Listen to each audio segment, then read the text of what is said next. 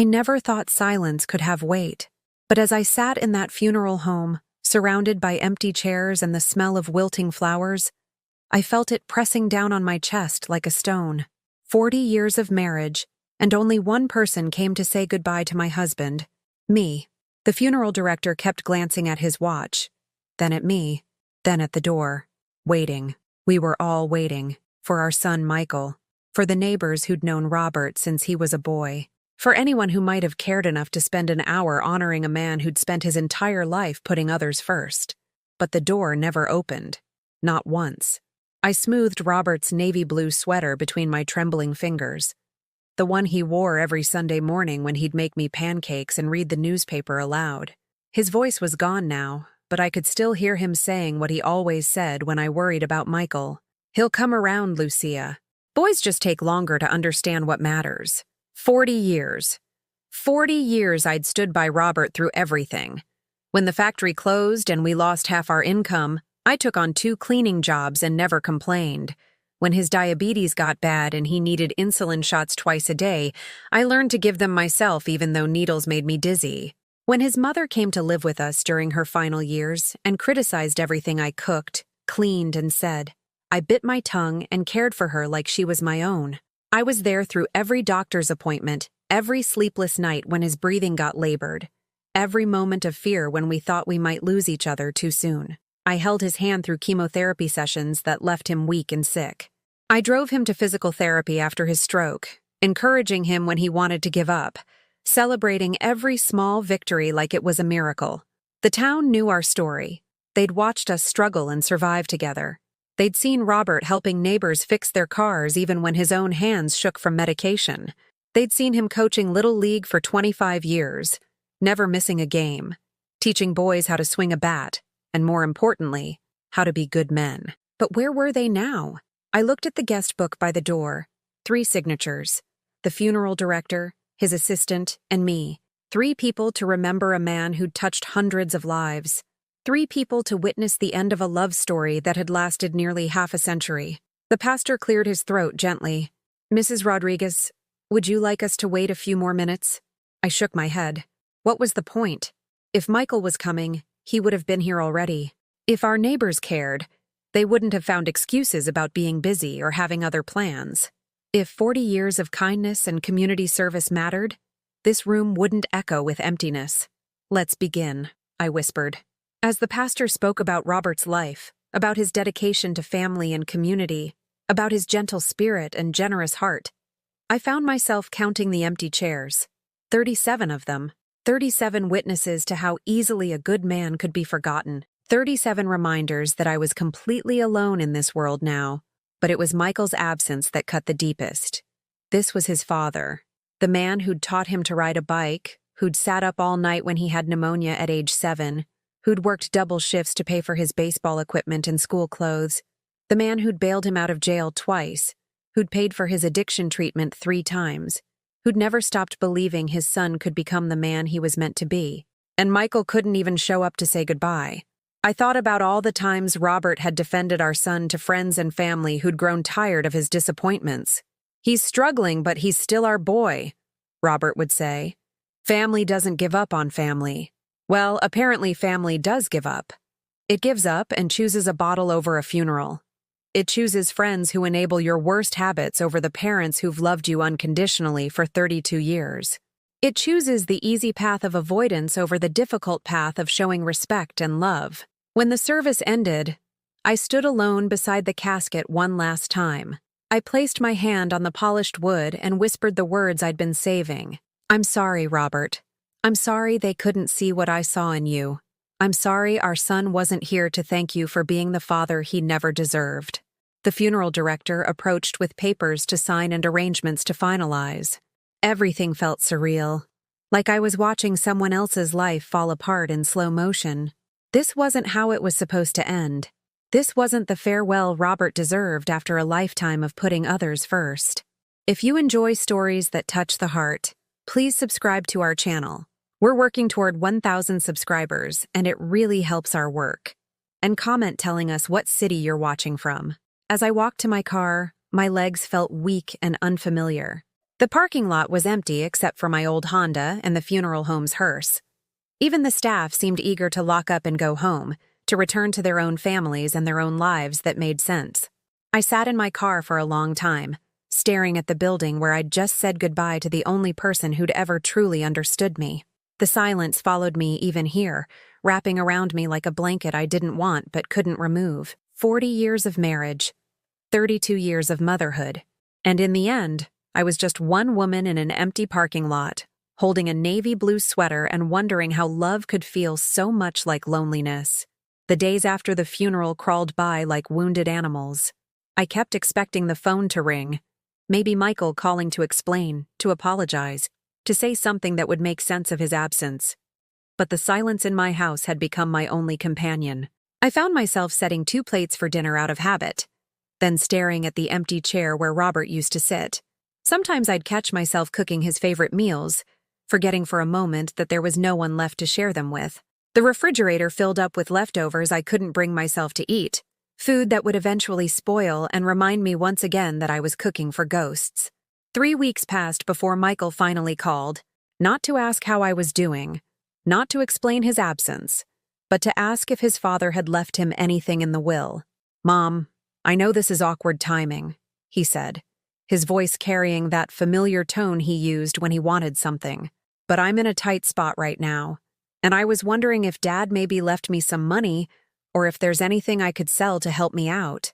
I held the phone so tightly my knuckles went white. After everything, after missing his father's funeral, after weeks of not even checking on his grieving mother, his first concern was money. "Your father left you something," I said quietly, "but it's not what you think." "What do you mean? Like a car? Tools?" "Come on, Mom, I really need cash right now. My rent's due and Tommy said he might evict me if I'm late again." Tommy. The same friend who'd probably been drinking with Michael the day we buried his father. The same friend who'd never encouraged my son to visit his parents or check on his family. The same friend who seemed to think enabling Michael's worst habits was somehow friendship. "Michael," I said, my voice barely above a whisper, "your father had a heart attack on a Tuesday. He died on a Thursday. We buried him on a Saturday. Today is Sunday, 3 weeks later. This is the first time you've called me." Silence on the other end. Not the comfortable silence Robert and I used to share, but the heavy, guilty silence of someone who knows they've failed but doesn't want to admit it. "I've been dealing with my own stuff, Mom. You don't understand the pressure I'm under." Pressure. As if losing the love of your life after 40 years wasn't pressure. As if sitting alone in a house full of memories wasn't pressure. As if wondering where you went wrong as a mother wasn't the kind of pressure that keeps you awake at night, staring at the ceiling and questioning every decision you've ever made. "What I understand," I said, "is that I raised you better than this. Don't start with the guilt trips, Mom. I said I'm sorry about missing the funeral. I had things going on that day. Things going on. That's what he called it. Things more important than honoring the man who'd sacrificed everything for him. Things more pressing than supporting his mother through the darkest day of her life." I thought about all the times Robert had defended Michael to me when I worried about his choices. "He's just finding his way," Robert would say. "Remember how lost we felt at his age?" But Michael wasn't 19 anymore. He was 32, old enough to know that some responsibilities can't be postponed. Some moments can't be recovered once they're lost. "Your father used to say that family meant showing up," I told him. "Not when it's convenient. Not when there's something in it for you. Just showing up. Look, I don't need a lecture right now. I need to know if there's anything I can use to get through this rough patch. Can you help me or not?" The casual cruelty in his voice hit me like a physical blow. This was my son, the baby I'd nursed through fevers and nightmares, the little boy who used to climb into my lap and tell me I was the best mommy in the world. Somewhere along the way, that loving child had been replaced by this stranger who saw his parents as resources to be exploited rather than people to be cherished. "I can help you," I said finally, "but not the way you think." "What's that supposed to mean?" "It means your father left you something more valuable than money. He left you a chance to become the man he always believed you could be." Michael laughed, but there was no humor in it. "Great. Another one of Dad's life lessons. That's not going to pay my rent, Mom." After he hung up, I sat in Robert's chair and cried for the first time since the funeral. Not just for my husband, but for my son. The son I'd lost long before Robert died. The son who'd chosen addiction and irresponsibility over the values we'd tried so hard to instill. I remembered the last conversation Robert and I had about Michael. It was a month before the heart attack, after Michael had missed yet another family gathering because he was too busy to visit. Robert had been quiet during dinner, picking at his food with that distant look he got when he was worried. "I keep thinking about where we went wrong with him," Robert had said. "Did we give him too much? Not enough? Were we too soft when he got in trouble? Or too hard when he needed understanding?" "We loved him," I'd replied. "That's all we knew how to do." But what if love wasn't enough? What if we should have been tougher, set more boundaries, made him face consequences instead of always bailing him out? We'd had that conversation so many times over the years, always ending with the same conclusion. We'd done our best with the knowledge and resources we had. But sitting alone in that house, surrounded by 40 years of family photos that told the story of a love that hadn't been returned, I wondered if Robert had been right to worry. The neighbors started avoiding me after that. Not obviously, they still waved if they saw me in the yard, but the casual visits stopped. The invitations to community events dried up. I became the woman whose own son couldn't be bothered to attend his father's funeral, and somehow that made me a reminder of something uncomfortable, something they didn't want to think about too closely. Mrs. Patterson from next door used to stop by for coffee every Tuesday. We'd been friends for 15 years, sharing recipes and gossip and the comfortable companionship of women who'd raised their children in the same neighborhood. But the Tuesdays after Robert's funeral felt different. She'd find excuses to keep our conversations short, always remembering some urgent task that required her immediate attention. "How are you holding up, dear?" she'd ask. But her eyes would already be moving toward the door, her body language suggesting she didn't really want to hear the answer. I understood. I represented every mother's worst fear, that all the love and sacrifice and sleepless nights might not be enough to guarantee your children's devotion. I was living proof that good parents could raise ungrateful children, that decades of family investment could be discarded as easily as yesterday's newspaper. I decided to try one more time. Maybe if I reached out differently, maybe if I showed Michael I wasn't giving up on him, he'd remember the bond we used to have. So I drove to his apartment on a Thursday morning, carrying a container of his favorite chocolate chip cookies, the same recipe I'd been making for him since he was 5 years old. The building was worse than I'd imagined. Peeling paint, broken mailboxes, and a smell in the hallway that made me hold my breath. This was where my son lived, in this place that felt more like a last resort than a home. When he answered the door, he looked like he hadn't slept in days. His eyes were bloodshot, his clothes wrinkled, and I could smell alcohol on his breath even though it was barely 10 in the morning. "Mom, what are you doing here?" "I brought you cookies," I said, holding up the container like a peace offering. "And I thought maybe we could talk." He glanced over his shoulder, and I heard voices from inside. His friends, probably the same ones who'd kept him company while his father was being buried. "This isn't really a good time. It'll just take a minute, sweetheart. I miss you."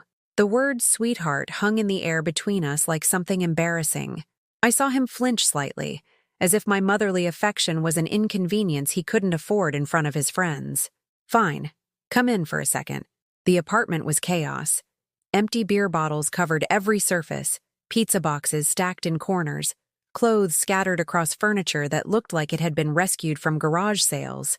3 men sat around a coffee table covered in cards and empty bottles, looking at me with the kind of casual dismissal reserved for unwelcome interruptions. "Guys, this is my mom," Michael said, his voice carrying a tone I'd never heard before, almost apologetic, as if my presence required an explanation he didn't want to give. One of them, Tommy, I assumed, looked up with a smirk. "This the one who's been calling about the money?" My cheeks burned. Michael had been discussing our private family matters with these strangers, turning my grief and concern into entertainment for people who clearly had no respect for family bonds. "I haven't been calling about money," I said quietly. "I've been calling because I'm his mother and I love him." The silence that followed was worse than any argument. These men looked at me like I was speaking a foreign language, like maternal love was some outdated concept that had no place in their world. Michael shifted uncomfortably, caught between the mother who'd raised him and the friends who enabled his worst impulses. "Well, thanks for the cookies, Mom. I'll call you later, okay?" But he wouldn't call. We both knew it. This was his way of dismissing me politely, of getting me out of his space before I became more of an embarrassment than I already was.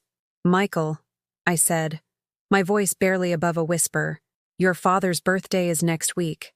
I was hoping maybe you'd come with me to the cemetery. We could bring flowers, maybe tell him about what's been happening in your life." Tommy laughed. Actually laughed out loud.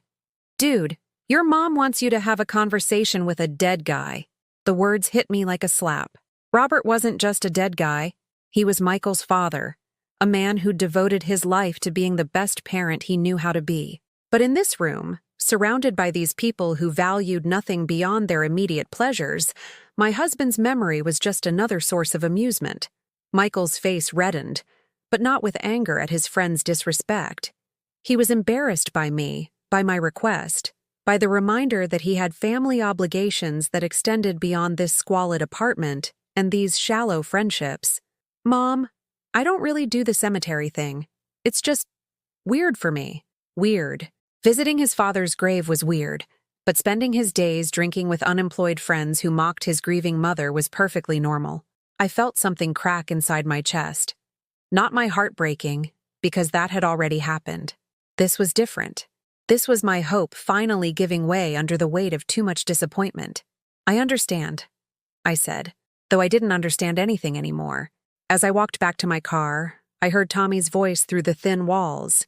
"Dude, your mom is intense. No wonder you don't want to deal with that guilt trip." And Michael's response, "Yeah, she's always been dramatic. My dad used to handle her better than I do. Dramatic.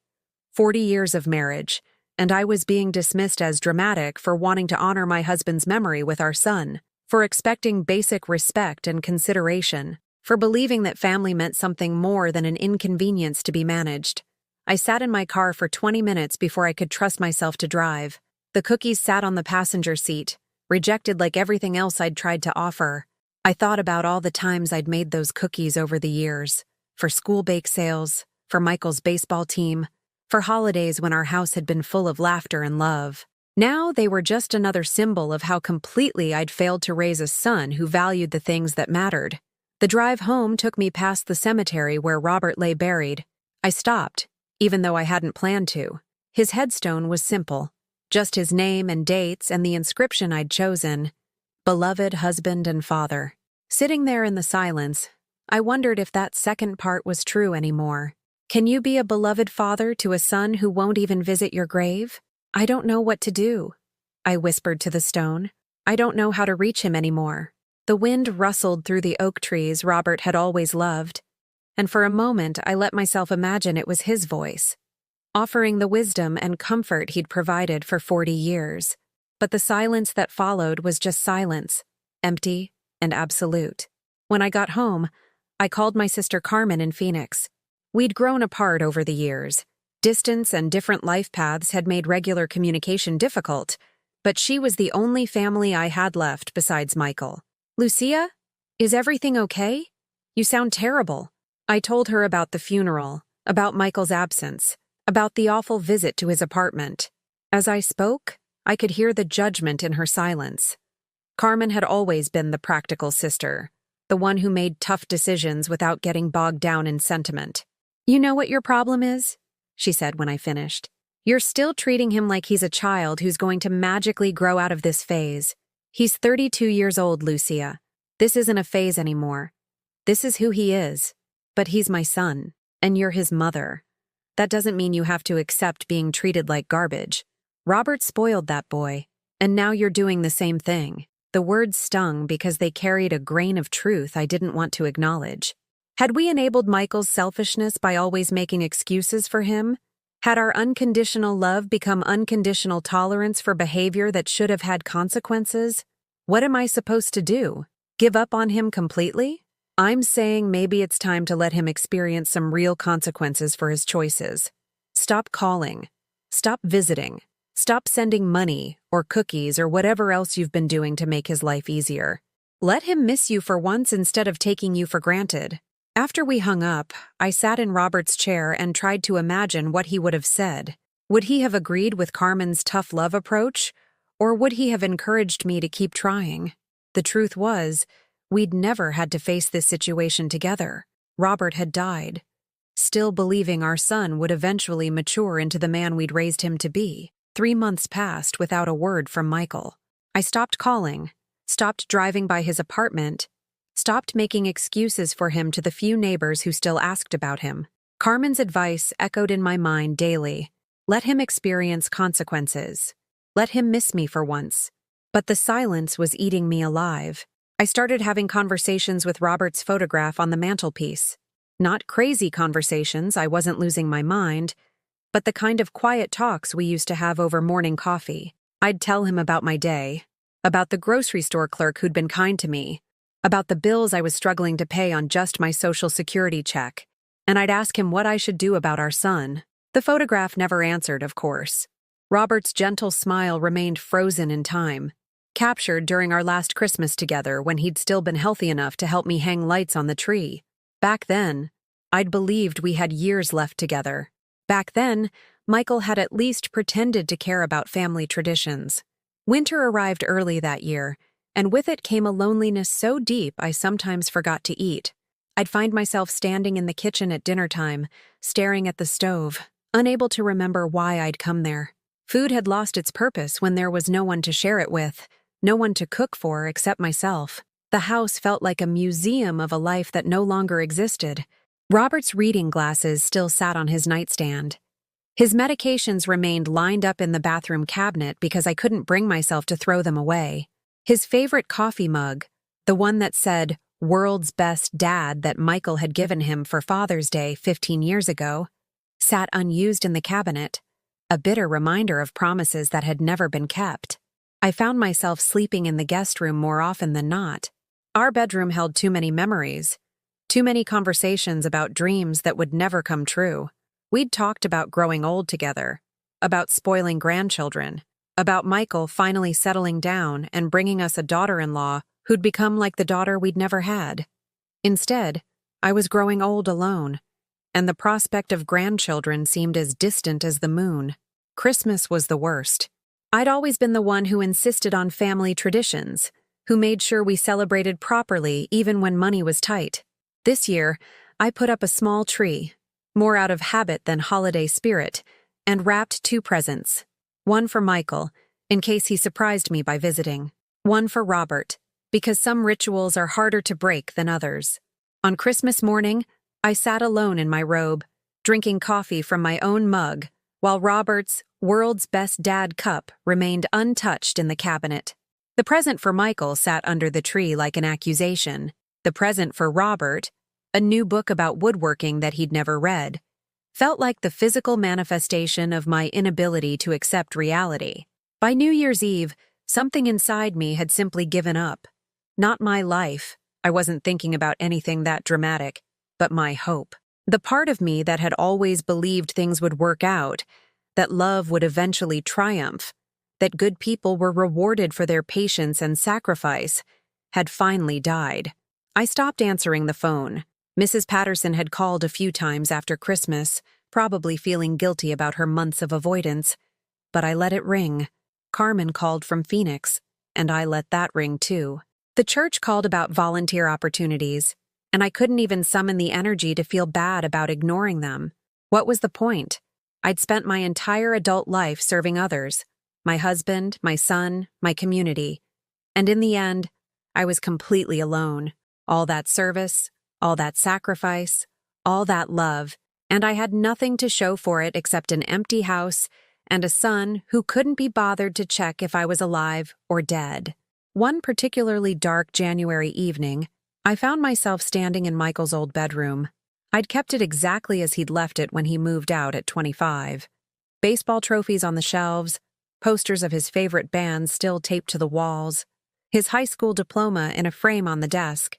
Looking at it now, it felt like a shrine to a person who had never really existed. The boy who'd earned those trophies, who'd been so proud of that diploma, who'd hugged me tight after every game and told me I was the best mom in the world. Where had he gone? When had he been replaced by this stranger who saw my love as an inconvenience and my grief as entertainment for his friends? I pulled out the photo albums I'd been avoiding since Robert's death. Page after page of family memories. Michael's first steps, his first day of school, birthday parties and Christmas mornings and summer vacations. In every picture, he looked happy. We all looked happy. Had it all been an illusion? Had I been so desperate to believe in our perfect family that I'd ignored signs of the selfishness that would eventually consume my son? There was one photo near the end of the album that stopped me cold. Michael at 28, standing next to Robert in our backyard. They were both holding fishing poles, and Robert's arm was around our son's shoulders. Michael was smiling, but something in his eyes looked distant, as if he was already planning his escape from the obligations of family love. Robert had been so excited about that fishing trip. He's finally starting to appreciate spending time with his old man, he'd told me afterward. But maybe Michael had just been going through the motions, enduring his father's company rather than enjoying it. Maybe all those moments I'd treasured as evidence of our family bond had meant nothing to him. I closed the album and walked back to the living room, where Robert's chair sat empty as always. The house felt bigger somehow, like the walls were stretching away from me, leaving me isolated in the center of too much space.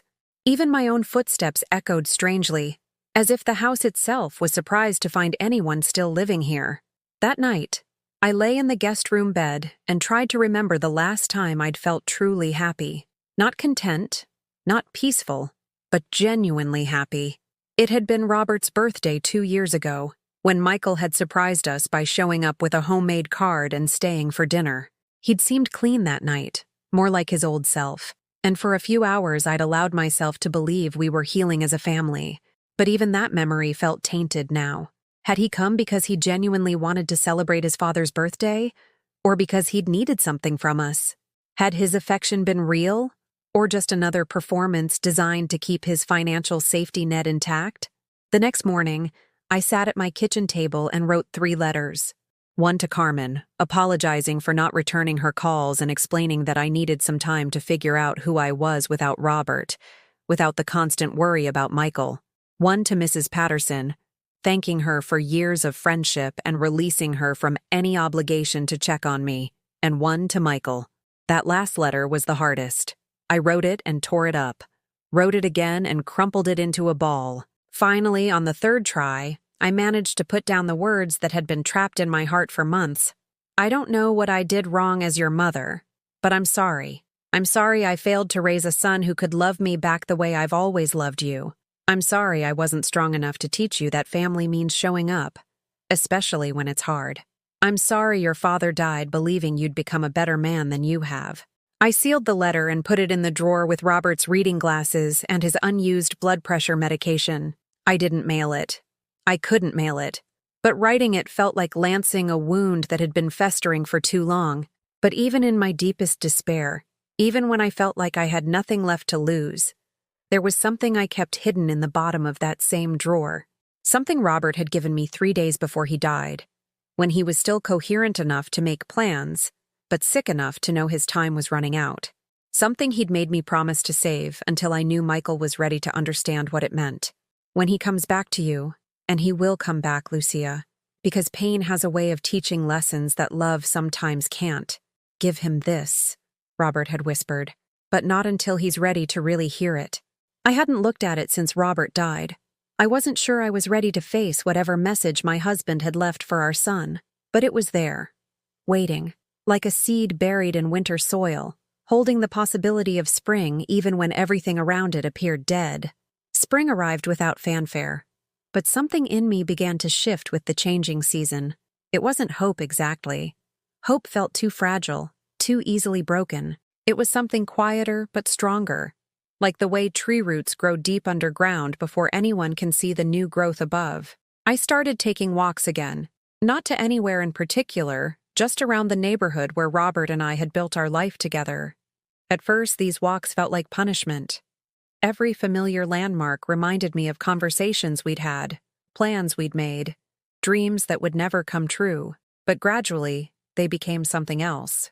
They became time to think without the weight of that empty house pressing down on me. During one of these walks, I passed the Martinez family's house and noticed their elderly mother, Rosa, sitting alone on the front porch.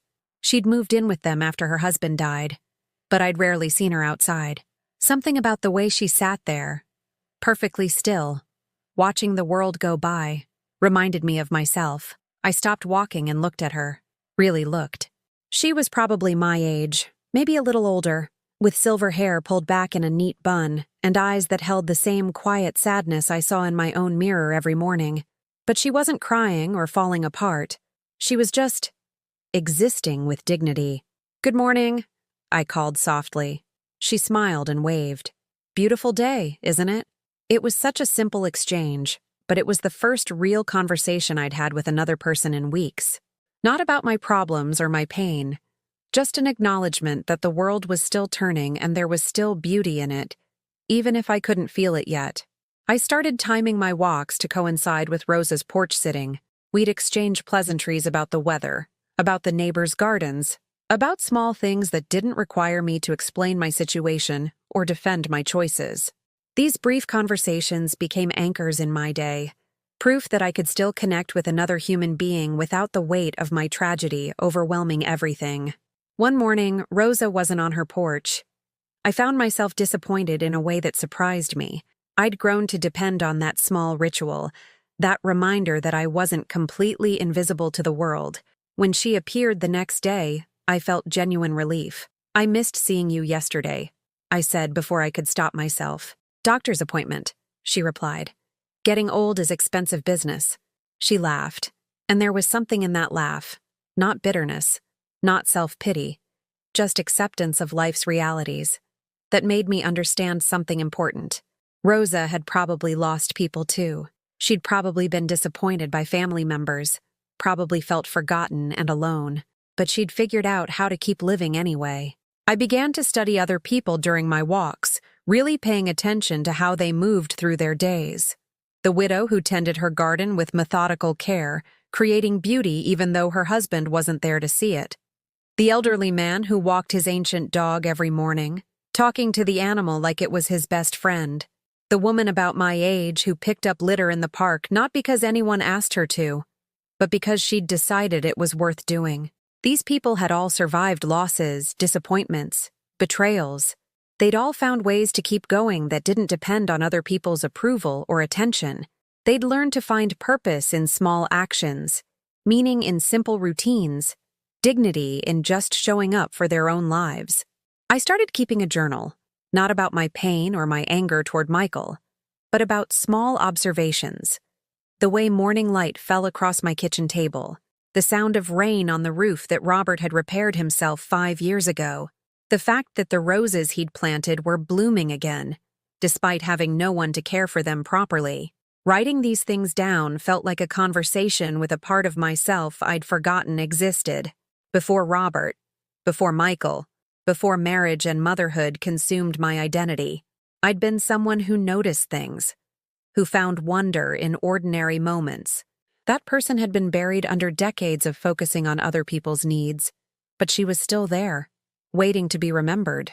One evening, while writing about the cardinal that had been visiting my bird feeder, I realized I hadn't thought about Michael for an entire hour. The recognition shocked me. For months, my son's absence had been like a constant headache, always present even when I was trying to focus on other things. But for one precious hour, I'd been completely absorbed in something that had nothing to do with my role as his disappointed mother. That night, I opened the drawer where I'd put Robert's final letter for Michael. I didn't read it. I still wasn't ready for that, but I touched the envelope, tracing my husband's careful handwriting with my finger. Michael Rodriguez, written in the precise script Robert had learned in Catholic school, practiced through decades of signing birthday cards and report cards and permission slips. "I'm starting to understand something," I whispered to the envelope, as if Robert could hear me through his final words to our son. "All these months I've been waiting for Michael to come back and make me feel like a successful mother again. But maybe being a successful mother isn't about whether your children appreciate you. Maybe it's about raising them with enough strength to survive even when they make terrible choices." The thought felt revolutionary, like discovering a new room in a house you'd lived in for decades.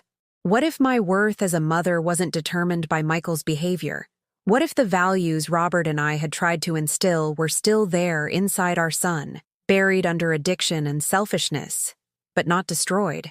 What if the real measure of our parenting was whether we'd given him the tools to eventually find his way back to the person we'd raised him to be? I began to remember things I'd forgotten in my grief and disappointment. The way 5-year-old Michael had insisted on sharing his Halloween candy with the neighborhood children who couldn't afford costumes. The time he'd spent his birthday money on a present for Robert when my husband was sick with pneumonia. The way he'd cried when our old dog died, not just for himself, but because he was worried about how sad Robert and I would be. That empathetic, generous child was still somewhere inside the man who'd disappointed me so deeply. Addiction and pain and poor choices had buried those qualities. But they weren't gone. Robert had believed that until the day he died. And maybe it was time for me to believe it too. I started doing things differently. Instead of calling Michael or driving by his apartment, I wrote him letters I didn't send. Real letters. Not angry ones or pleading ones, but letters that told him about my daily life, about memories I treasured, about the man his father had been when Michael was too young to fully appreciate him. "Your father used to sing off-key in the shower every morning," I wrote in one letter. "He thought I couldn't hear him. But the walls in this old house are thinner than he realized. He'd sing the same 3 songs over and over. Sweet Caroline, Brown-Eyed Girl, and that Spanish lullaby his mother used to sing to him. I never told him I could hear because I loved knowing he started every day happy enough to sing." Writing these letters felt like reclaiming my son's childhood, pulling it back from the shadow cast by his adult failures. These memories belonged to me too, not just to him. They were proof that love had existed in our family, that joy had been real, that the years of sacrifice and devotion hadn't been wasted, even if they hadn't produced the outcome I'd hoped for. I also began taking better care of myself in small but meaningful ways. I started eating regular meals again, not because I was hungry, but because my body deserved nourishment. I bought new sheets for the guest room bed where I'd been sleeping, making it officially my space rather than a temporary refuge. I even got my hair cut and styled for the first time since Robert's funeral, not because I had anywhere special to go, but because I wanted to recognize the woman in the mirror again. These changes weren't dramatic or visible to anyone else, but they felt profound to me. I was learning to be the subject of my own life, instead of just a supporting character in other people's stories. I was discovering that dignity didn't require an audience, that self-respect could exist even when no one else was paying attention. But the most important change was the hardest to articulate. Something inside me was shifting from reactive to active, from victim to something else. I wasn't sure what to call it yet, but it felt like strength. Not the kind of strength that comes from anger or determination to prove others wrong, but the quiet strength that comes from accepting what you cannot control while reclaiming what you can. I was no longer waiting for Michael to return and validate my worth as a mother.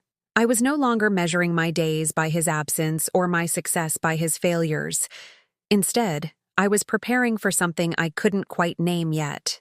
Preparing to be ready for whatever came next, whether that was continued silence or unexpected reunion. Preparing to meet my son, if and when he was ready to be met, as a whole person rather than just a broken-hearted mother. 6 months had passed since my last conversation with Michael when I made a decision that surprised even me.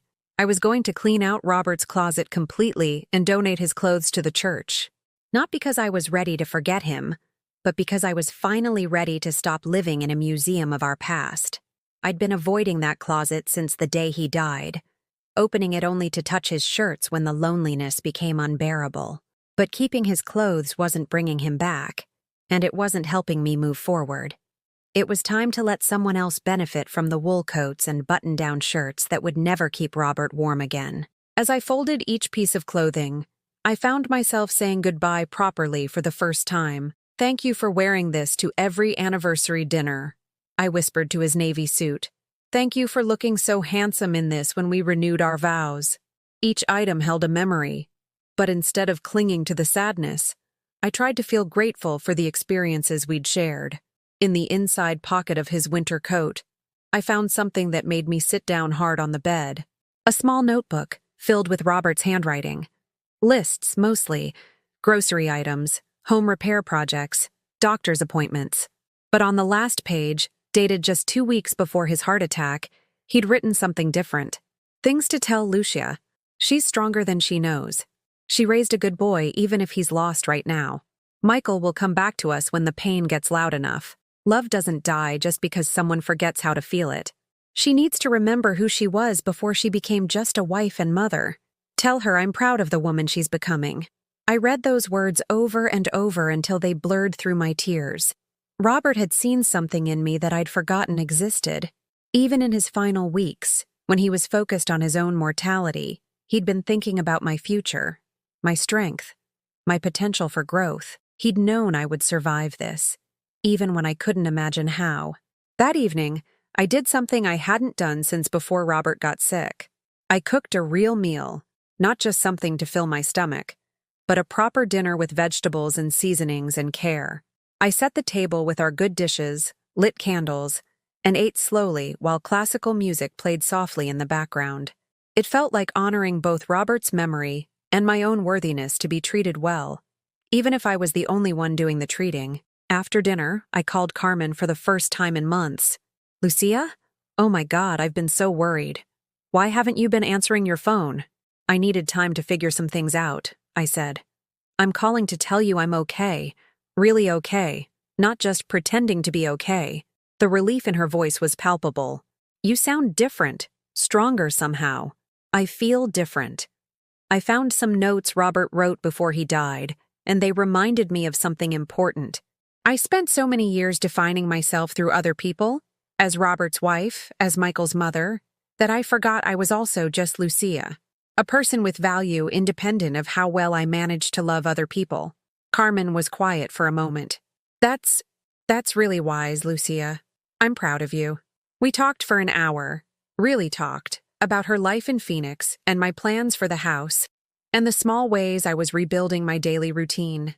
It felt good to have a conversation that wasn't centered on my problems or my pain, to remember that I could be someone's sister as well as someone's disappointed mother. The next week, I volunteered at the church food bank for the first time since Robert's funeral. Judy Martinez, who ran the assistance programs, seemed genuinely happy to see me. "Lucia, we've missed you. How are you holding up?" "I'm learning to hold myself up," I said, and meant it. Working alongside other volunteers, sorting canned goods and preparing meal boxes for families in need, reminded me of something I'd lost in my grief: the satisfaction of being useful, of contributing something meaningful to my community. These people didn't know about my failures as a mother or my loneliness as a widow. They just knew I showed up, worked hard, and treated everyone with kindness. One of the families we served was a young woman with 2 small children, obviously struggling to make ends meet. She reminded me of myself at that age, when Robert and I were just starting out and every dollar mattered. As I helped her carry groceries to her car, she thanked me with the kind of genuine gratitude that comes from real need being met. "I don't know what we'd do without people like you," she said.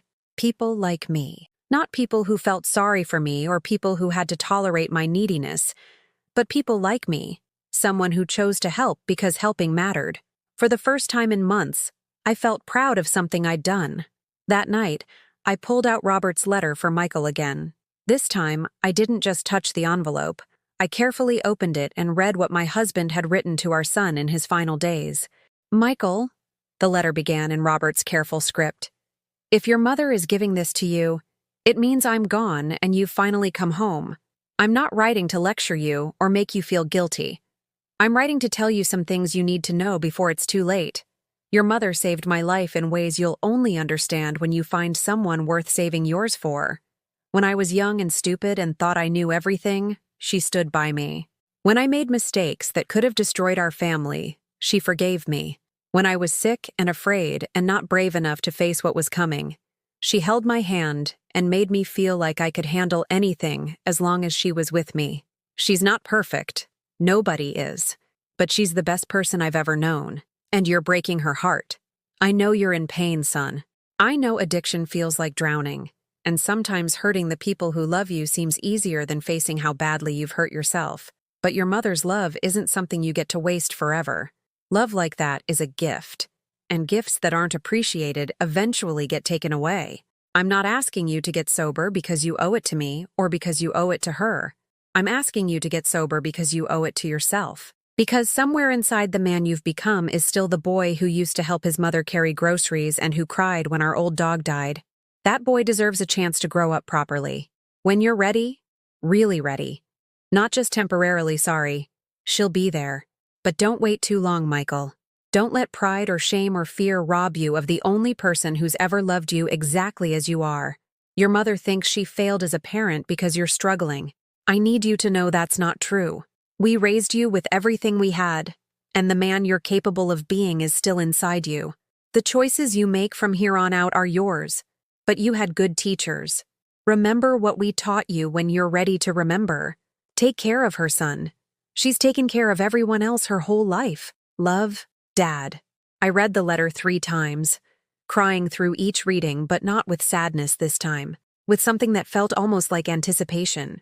Robert had known this day would come. He'd known Michael would eventually reach the point where staying away hurt more than coming home. He'd trusted our son's essential goodness, even when that goodness was buried under years of poor choices. 2 days later, my phone rang while I was making dinner. I almost didn't answer. I'd gotten comfortable with my routine of evening cooking and quiet music, but something made me pick up. "Mom?" The voice was barely a whisper, rough and broken and so full of pain that I almost didn't recognize it as Michael's. "I'm here," I said simply. I think I need help. Real help, and I don't know where else to go." In the background, I could hear rain and traffic. The sounds of someone calling from a payphone or maybe standing outside somewhere he couldn't afford to stay. He sounded sober, but more than that, he sounded desperate in a way that felt different from his usual requests for money or temporary fixes. "Where are you?" I asked. "Downtown, near the Mission. It's been a bad few days, Mom. Really bad." I looked at Robert's letter, still sitting open on the kitchen table, and felt something click into place. This was the moment my husband had prepared for. The moment when our son would finally be desperate enough to accept real help, instead of just looking for another way to avoid consequences. "Are you ready?" I asked. "Really ready this time. Not just scared ready?" There was a long silence, filled with the sound of rain and distant sirens and maybe the echo of everything we'd both lost. "I think so," he said finally. "I hope so. I can't keep living like this, Mom. I can't keep being this person." I closed my eyes and felt Robert's presence as clearly as if he were standing beside me. This was what he'd been waiting for, what he'd trusted would eventually happen. Our son, finally broken enough to choose healing over hiding. "Come home," I said. "We'll figure out the rest together." When Michael arrived at my door 3 hours later, I barely recognized him. The man standing on my porch bore little resemblance to the son I'd raised, or even the selfish stranger who'd asked about his father's money months before. He was thin, not just lean, but hollow-looking, as if something essential had been carved out of him. His clothes hung loose on his frame, and his eyes held the particular kind of exhaustion that comes from fighting a war you know you can't win. But he was sober. I could tell immediately, not just from the absence of alcohol on his breath, but from the way he held himself, raw and vulnerable and present in a way he hadn't been for years. Addiction had taught him to hide behind chemical numbness, but now he was standing completely exposed to whatever consequences awaited him. "Hi, Mom," he said quietly, and his voice cracked like a teenager's. I stepped aside to let him in, studying his face as he passed. There were new lines around his eyes, premature aging that spoke of too many nights without sleep and too many days without hope. But underneath the damage, I could see traces of the boy I'd raised. The same nose Robert had always insisted came from his side of the family. The same stubborn chin that had gotten him into trouble as a child when he refused to admit he was wrong. He stood in the living room awkwardly, as if he wasn't sure he had the right to sit down in his childhood home. His eyes moved around the space, taking in the changes I'd made. Robert's chair had been moved to a different position. Some of his father's favorite books were no longer on the shelf. The family photos had been rearranged to include more pictures of just Robert and me together. "It looks different," he said. "I've been making some changes, learning to live in the present instead of the past." He nodded but didn't respond, and I could see him struggling with words that felt too big or too small for what he needed to say. So I waited. I'd learned patience in the months since his father's funeral, learned the difference between uncomfortable silence and meaningful quiet. Finally, he collapsed onto the couch. Not sat, but collapsed, as if his legs had simply given up the effort of keeping him upright. When he looked up at me, his eyes were bright with unshed tears. "I'm sorry," he whispered. "I'm so sorry, Mom. About Dad's funeral. About everything. About being such a terrible son that you had to bury your husband alone." The words hung in the air between us, heavy with months of accumulated pain. I'd imagined this apology so many times, had scripted different versions of what I might say in response. But now that it was actually happening, all my rehearsed speeches felt inadequate. "Tell me what happened that day," I said instead. "The day of the funeral. I need to understand." He took a shaky breath. "I was drunk. Had been for 3 days straight after Tommy told me Dad was dead. I couldn't handle it, you know? The idea that he was gone and I'd never have a chance to make things right with him. So you drank instead of coming to say goodbye." "I drank because I was a coward. Because facing you and everyone else in that room would have meant admitting what a failure I'd become. Dad always believed I'd figure it out eventually, get my life together, become someone he could be proud of. But I never did. And he died still waiting for me to grow up." He wiped his nose with the back of his hand, a gesture so reminiscent of 5-year-old Michael that my heart clenched. The worst part wasn't even missing the funeral. It was afterward when people kept asking me about it, and I had to pretend I'd been there. Tommy and the other guys, they knew I'd skipped my own father's funeral, and they thought it was funny. They made jokes about it. I felt anger rise in my chest. Not at Michael, but at the friends who'd turned his grief and shame into entertainment. "And you let them?" "I laughed along," he admitted, his voice barely audible. "I laughed at jokes about missing my father's funeral because it was easier than admitting how much it was destroying me inside." The honesty in his confession was brutal and complete. No excuses, no attempts to minimize his choices or blame external circumstances. Just the raw acknowledgement of someone who'd finally run out of ways to lie to himself. "When you came to my apartment with those cookies," he continued, "I was so ashamed of where I was living, of who I'd become, that I couldn't even look at you properly. And Tommy, God, the things he said about you after you left. I should have thrown him out. I should have defended you. But I was so angry at myself that I took it out on you instead." "What did he say?" I asked, though part of me didn't want to know. "He said you were pathetic for still trying to mother a grown man. He said you were probably crazy with grief and that's why you were acting so clingy." And I agreed with him. I said maybe you needed to find some friends your own age instead of bothering me. Each word felt like a small knife, but I forced myself to listen without interrupting. This was Michael's confession, his accounting of the damage he'd done, and he needed to face all of it before we could move forward. "The night after you visited, I couldn't sleep. I kept thinking about how you'd looked when you offered to take me to Dad's grave, how hopeful you'd seemed, and how I'd crushed that hope because I was embarrassed by my own mother's love. What kind of person does that make me?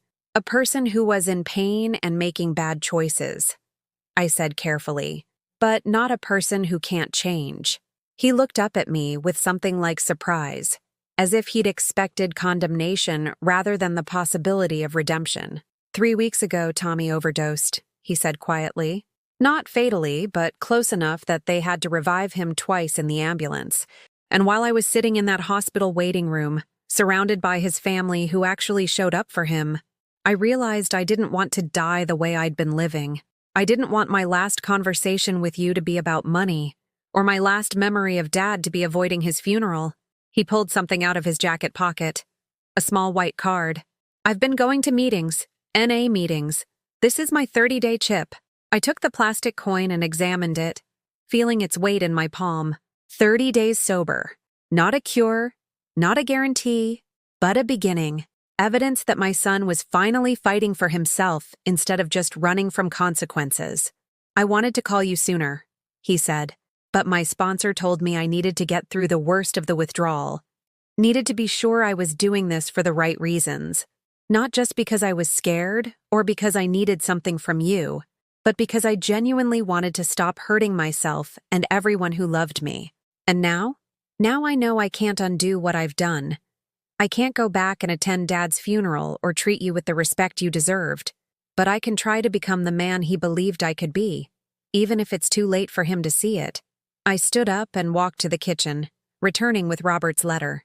Michael's eyes widened when he saw his name written in his father's careful handwriting. "He wrote this for you 3 days before he died," I said, handing him the envelope. "He made me promise to save it until you were ready to really hear what he had to say." Michael's hands shook as he opened the letter. I watched his face as he read, saw the tears start flowing when he reached the part about love being a gift that couldn't be wasted forever. When he finished, he folded the letter carefully and held it against his chest. "He knew," Michael whispered. "He knew I'd come back. He never stopped believing in the person he raised you to be. Even when that person was buried under addiction and poor choices, he trusted that the foundation was still there." "Is it?" Michael asked, and the question was so vulnerable, so genuinely uncertain, that it broke my heart all over again. "Is there still enough good left in me to build something worth saving?" I looked at my son, really looked at him, and saw past the damage to the core of who he'd always been. 32 years old, and asking his mother if he was worth saving, if the love we'd poured into him had been strong enough to survive everything he'd tried to drown it in. "There's enough," I said simply.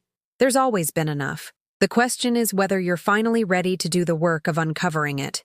He nodded, wiping his eyes with his sleeve. "I want to try. I want to try to be someone Dad would have been proud of. Someone you don't have to apologize for.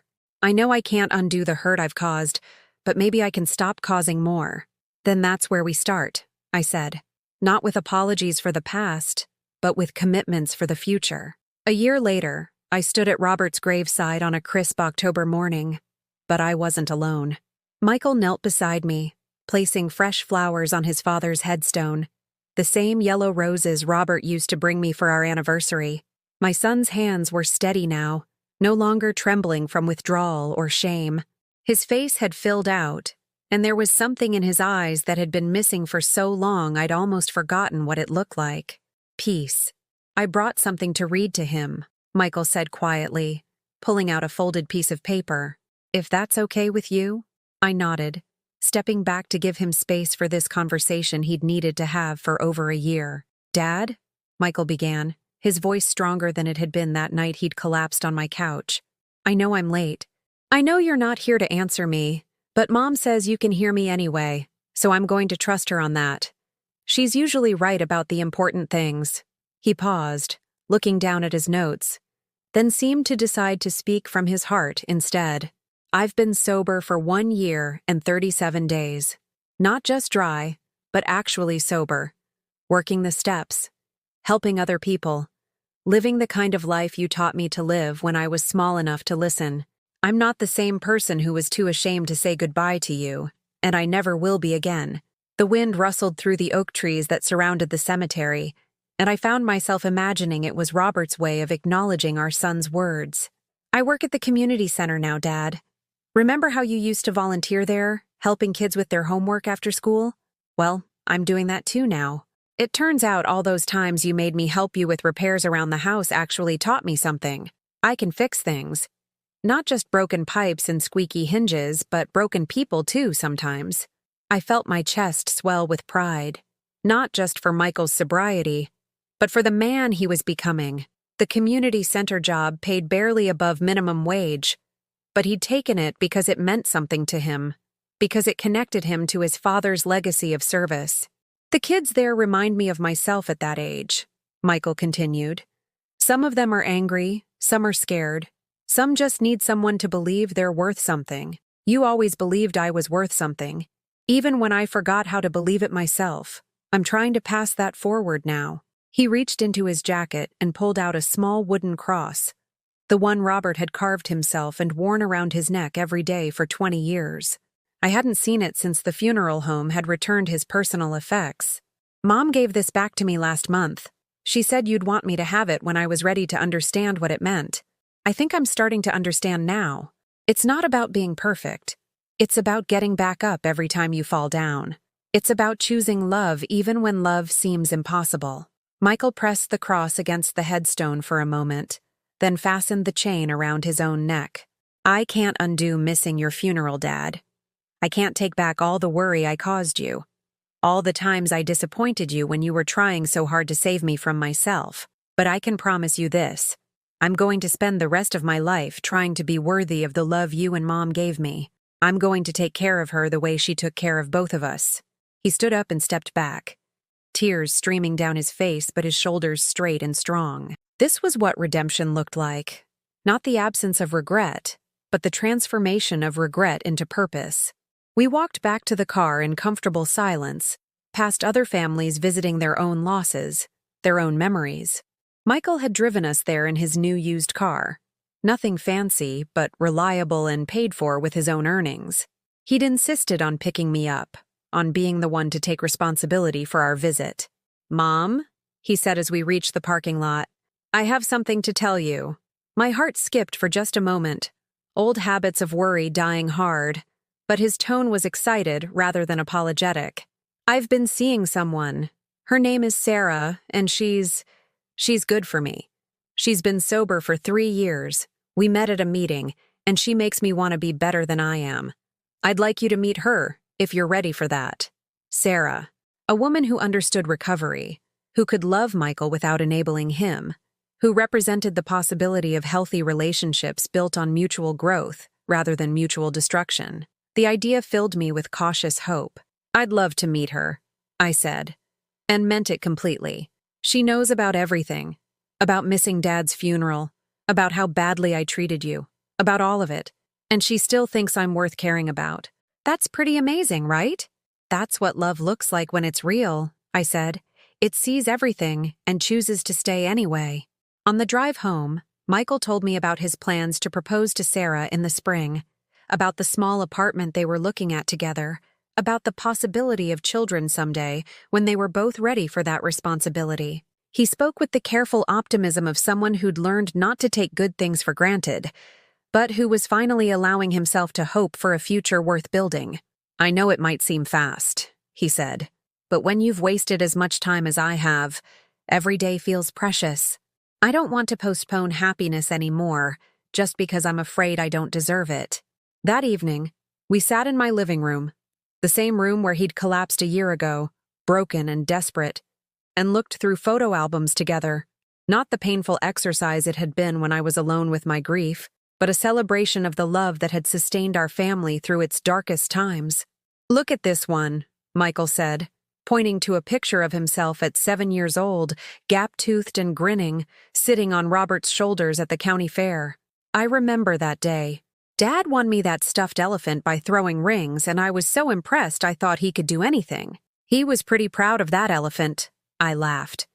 He practiced ring toss for weeks before that fair because he'd promised you he'd win you something. He always kept his promises, Michael said quietly. Even the ones that seemed impossible. Like believing you'd come back to us, I said. Like believing you'd be strong enough to wait for me to figure it out, he replied. We sat together as darkness fell outside. Mother and son rebuilding the connection that addiction and selfishness had damaged, but never quite destroyed. The house felt alive again, filled with conversation and laughter and the comfortable silences that come when people truly understand each other. As Michael was preparing to leave, he stopped at the front door and turned back to me. Mom, I need you to know something. All those months when I was using, when I was treating you like you didn't matter, I was lying to myself about a lot of things. But the biggest lie was pretending I didn't need you. I always needed you. I just couldn't figure out how to be worthy of what you were offering. You were always worthy, I said. Love doesn't work that way. You don't earn it by being perfect. You receive it because you exist, because you matter, because you're mine. He hugged me then, a real embrace that lasted long enough for both of us to remember what family felt like when it worked the way it was supposed to. When he finally pulled away, I saw Robert in his face. Not just the physical resemblance, but the kindness, the strength, the capacity for growth that my husband had never stopped believing our son possessed. After Michael left, I sat in my kitchen with a cup of tea and Robert's photograph propped against the sugar bowl. The house was quiet, but it was a different kind of quiet than the hollow silence I'd endured after his death. This was the peace that comes after storms, the stillness that follows long-awaited resolution. He came back, I whispered to the photograph, just like you said he would, just like you trusted he would. I thought about the woman I'd been a year ago, broken, abandoned, questioning everything about my worth as a mother and my purpose as a human being. That woman had been so focused on what she'd lost that she'd almost missed the opportunity to reclaim what mattered most. But I'd learned something in those months of silence and rebuilding. Dignity isn't something other people give you or take away from you. It's something you choose to maintain regardless of how others treat you. Love isn't measured by whether it's returned in the way you hoped, but by whether it's offered with generosity and wisdom. I'd raised a good man, even when that man forgot how to be good. I'd loved a son who'd temporarily lost his way, and that love had been strong enough to survive his worst choices and welcome his best decisions. I'd honored my husband's memory not by preserving everything exactly as he'd left it, but by growing into the woman he'd always believed I could become. The next morning, Michael called to thank me again for the evening we'd shared. "I love you, Mom," he said before hanging up, and the words carried none of the obligation or guilt they'd held in the past. They were simply true, offered freely, received with joy. That afternoon, I put on my best dress and drove to the community center where Michael worked. I wanted to see him in his new life, wanted to meet the children he mentored, wanted to witness firsthand the man my son had chosen to become. When I arrived, I found him in the workshop, teaching a group of teenagers how to sand wood properly for a bookshelf they were building together. His patience with their questions, his encouragement when they made mistakes, his genuine pride in their progress. Watching him, I finally understood what Robert had seen all along. The boy who'd shared his Halloween candy was still there, grown into a man who shared his time and skills and hope with children who needed exactly what he had to offer. The empathetic child who'd cried over our old dog's death had become an adult who could sit with other people's pain and help them carry it until they were strong enough to bear it alone. "That's my mom," I heard Michael tell one of the kids who'd noticed me watching from the doorway. Not with embarrassment or obligation, but with the kind of quiet pride that made my heart sing. I learned something that day that took me 63 years to understand. Sometimes the greatest victories aren't the ones that come easily or early, but the ones that require you to wait, to grow, to discover strength you didn't know you possessed. Sometimes love wins not by being immediately appreciated, but by being patient enough to outlast every obstacle placed in its path. Sometimes justice comes quietly, in the form of a son who finally grows into the man his parents always believed he could be. Sometimes redemption looks like a mother who learns that her worth was never dependent on anyone else's recognition of it. And sometimes, if you're very lucky and very patient, love gets a second chance to prove that it was right all along.